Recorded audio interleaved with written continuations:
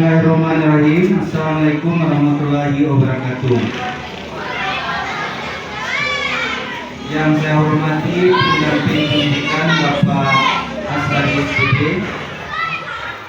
Yang saya hormati Bapak-bapak dan ibu-ibu guru Sekolah Dasar Negeri 1 Bukit Kecamatan Lombok. Pertama-tama marilah sama-sama kita mengucapkan puji dan syukur yang diberikan Allah Subhanahu wa taala atas limpahan rahmat, taufik, hidayah dan inayahnya pada kita sekalian, sehingga pada pagi hari yang cerah ini kita masih diberi kesehatan guna melaksanakan aktivitas dan kegiatan rutin kita, yaitu kegiatan belajar mengajar.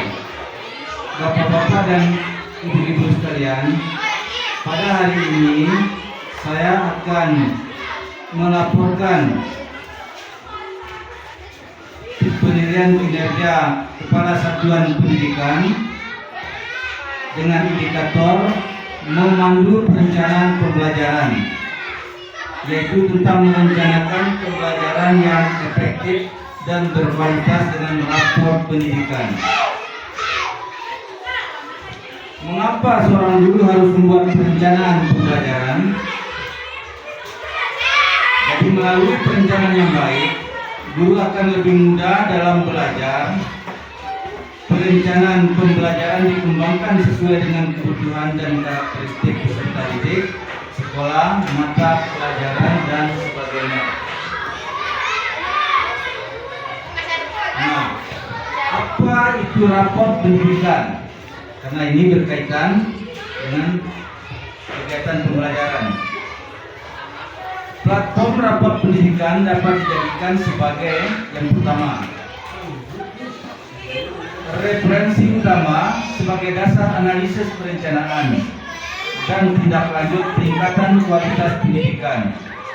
Dan yang kedua, satu-satunya platform untuk melihat hasil asesmen nasional. Langkah-langkah apa yang harus dilakukan agar perencanaan pembelajaran sesuai dengan rapor pendidikan? Yang pertama, analisis rapor pendidikan. Tentukan tujuan pembelajaran. Pilih metode pembelajaran yang tepat. Gunakan sumber daya dan alat yang relevan dan implementasi dan monitor pembelajaran, evaluasi dan tindak lanjut.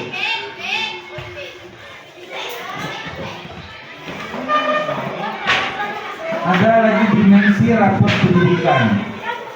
Dimensi rapor pendidikan adalah kelompok indikator yang membagi seluruh indikator yang ada.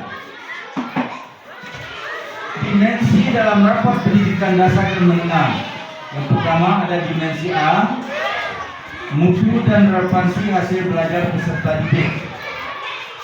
Dimensi B, pemerataan pendidikan yang bermutu. Dimensi C, kompetensi dan kinerja guru dan tenaga pendidikan. Dimensi D, mutu dan relevansi pembelajaran. Dimensi E, pengelolaan sekolah yang partisipatif, transparan dan akuntabel. Struktur profil pendidikan dasar dan menengah. Ada output, ada proses, dan ada input.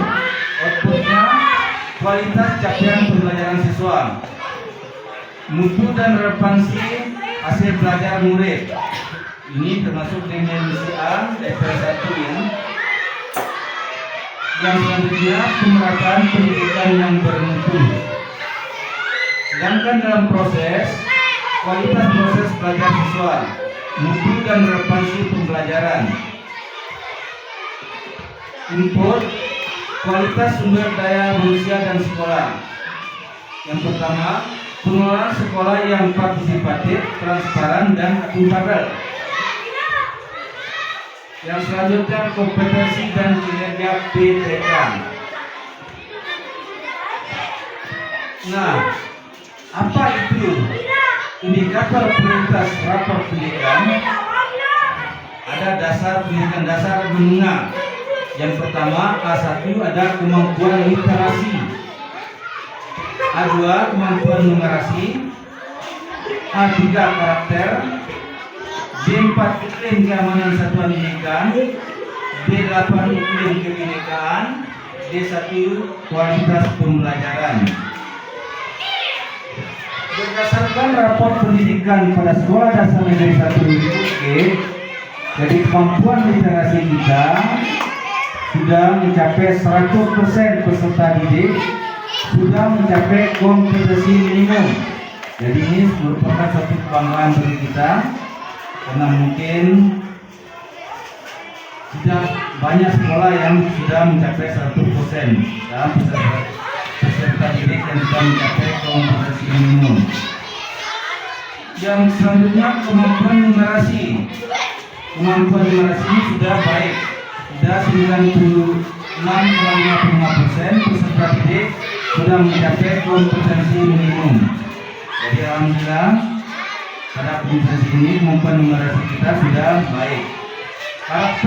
Karakter juga mengalami peningkatan naik 10,21 dari tahun 2024. Selanjutnya iklim keamanan satuan pendidikan baik, capaian kita naik 12,98 dari tahun 2024. Sedangkan iklim kebinekaan kita juga baik, capaiannya juga naik 11,56 dari tahun 2024. Kualitas pembelajaran kita juga baik, capaian kita naik 8,89 dari tahun 2024. Jadi kita bersyukur bahwa kita mungkin salah satu sekolah yang mencapai nilai yang baik dalam raport pendidikan. Namun bagaimana kita menggunakan hasil analisis data sebagai dasar pengambilan keputusan terkait rencana pembelajaran? Bagaimana raport sekolah kita, pendidikan sekolah kita? Dibandingkan tahun 2024, kemampuan literasi sekolah dasar negeri 1 Bukit mengalami peningkatan paling tinggi di antara indikator lain. Dari seluruh capaian tahun ini, iklim keamanan satuan pendidikan menjadi indikator dengan pencapaian terbaik. Meski demikian, kualitas pembelajaran adalah indikator dengan pencapaian terendah yang salah satunya disebabkan oleh rendahnya metode pembelajaran. Contoh upaya untuk membenahi hal ini adalah melalui peningkatan kompetensi GTK dan kebijakan yang menunjang aktivasi kognitif. Dari analisis raport pendidikan, selanjutnya apa yang kita lakukan?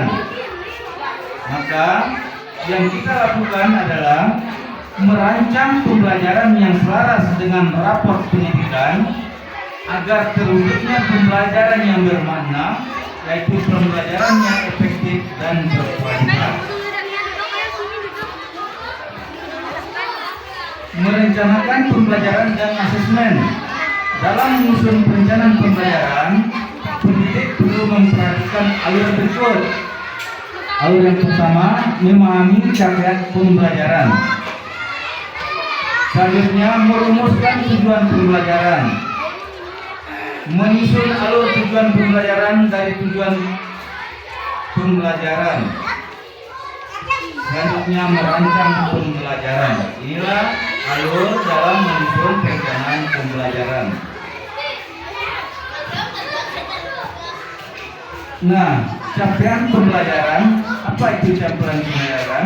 Adalah kompetensi pembelajaran yang harus kita capai. Capaian pembelajaran diuraikan menjadi tujuan-tujuan pembelajaran yang bersifat operasional dan konkret. Perumusan tujuan pembelajaran meliputi kompetensi dan lingkup materi.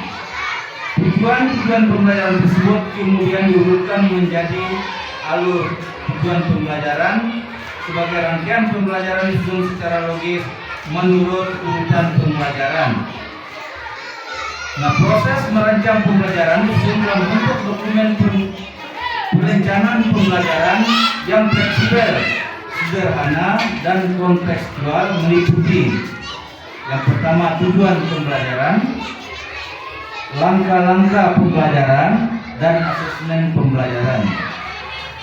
Dokumen perencanaan pembelajaran tersebut dapat berupa modul ajar ataupun rencana pelaksanaan pembelajaran yang digunakan oleh pendidik dalam upaya mencapai CP dan profil pelajar Pancasila dalam proses membuat perencanaan pembelajaran. Pendidik dapat menggunakan perencanaan pembelajaran yang dapat diperoleh pendidik dengan merancang sendiri.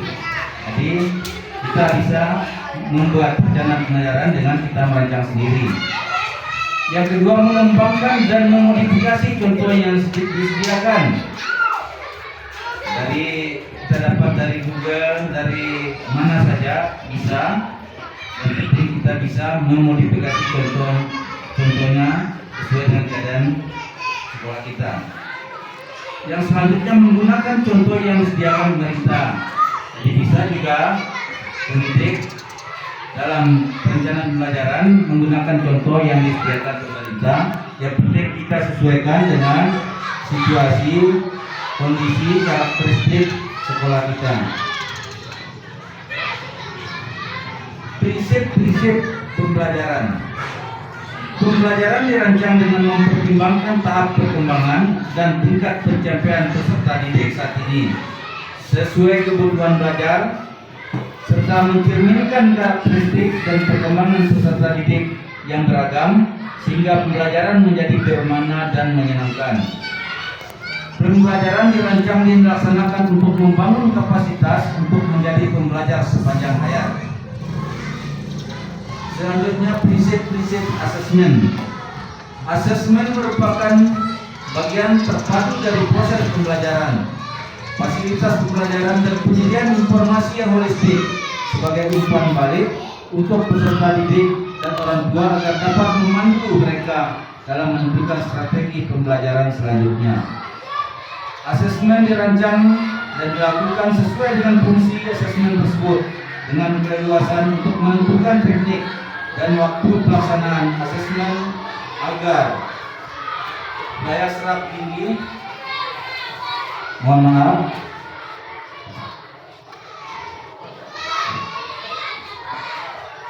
agar tercapai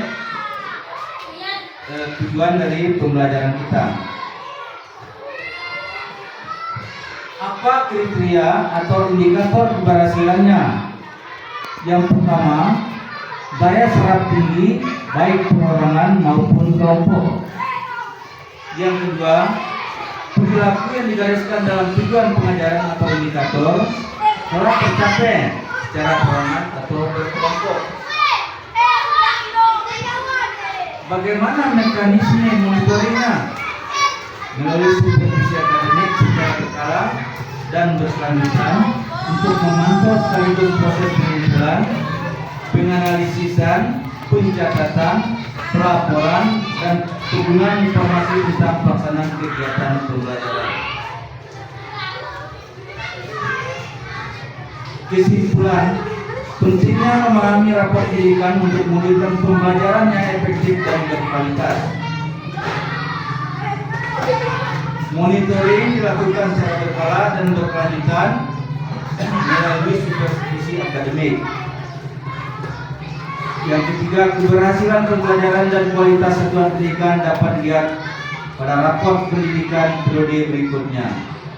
Demikianlah yang dapat saya sampaikan pada pertemuan kali ini. Mohon maaf atas segala kekurangan.